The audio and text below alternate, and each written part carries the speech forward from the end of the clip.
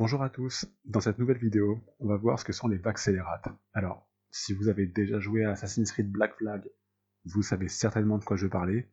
Pour les autres, on n'a qu'à dire que c'est des gros boudos qui défoncent absolument tout sur leur passage. Mais attendez, on va voir ça ensemble. Avant de commencer, ça fait toujours du bien d'enfoncer quelques portes ouvertes. D'abord, la mer n'est pas toujours plate, absolument plate, sans rien, aucun vent.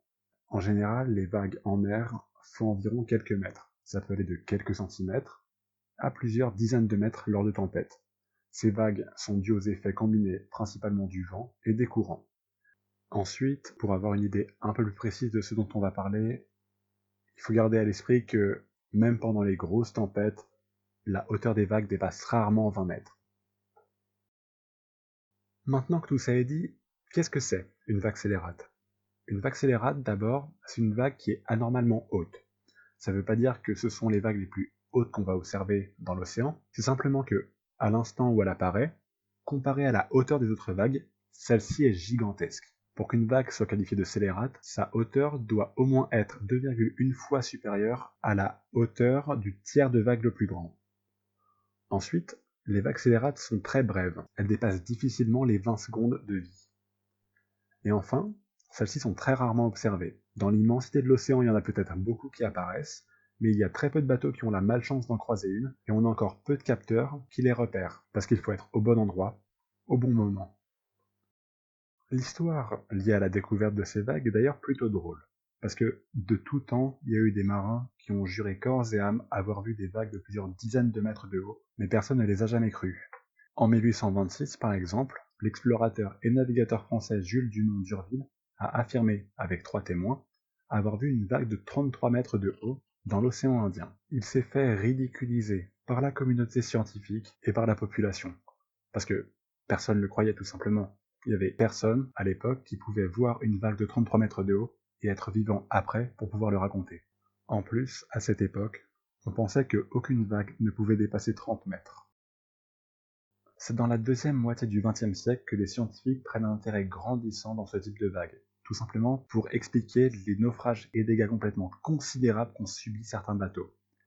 Vous pouvez voir à droite un bateau qui a percuté qui a percuté une vague scélérate en 1974. Et c'est finalement le 1er janvier 1995, en mer du Nord, pas trop loin de la Norvège, sur la station pétrolière Draupner, que la première vague scélérate est enregistrée. Elle s'appellera d'ailleurs la vague Draupner, et elle culmine à 25,6 mètres au-dessus du niveau normal de la mer, autour de vagues qui montaient à 12 mètres. Cette mesure est d'ailleurs la première mesure irréfutable et preuve de l'existence de vagues scélérates.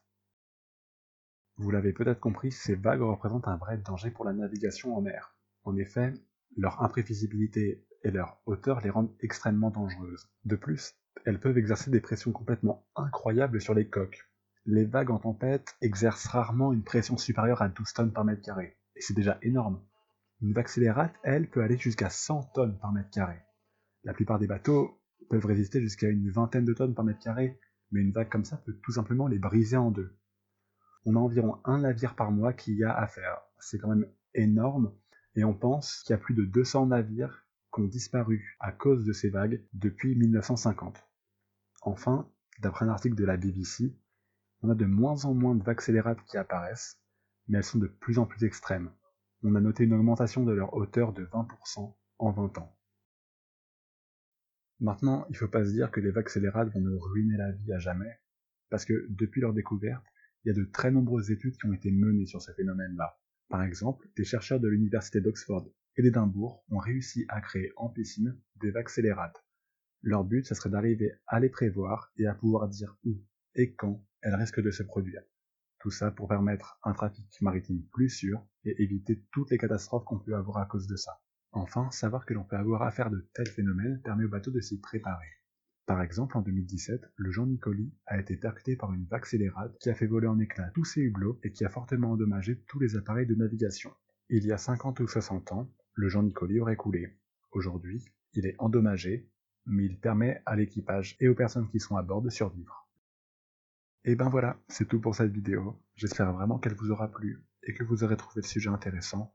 Alors, je sais, je n'ai absolument pas abordé le sujet de comment ces vagues se forment, Mais si j'avais voulu y aller, je serais rentré dans des sujets que je ne maîtrise absolument pas, et j'ai pas envie de vous dire de bêtises. Donc si vous voulez, je vais vous mettre des liens en description pour faire vos propres recherches, mais je m'arrêterai là. Bref, en attendant la prochaine vidéo, portez-vous bien, reposez-vous, et surtout, amusez-vous. Ciao!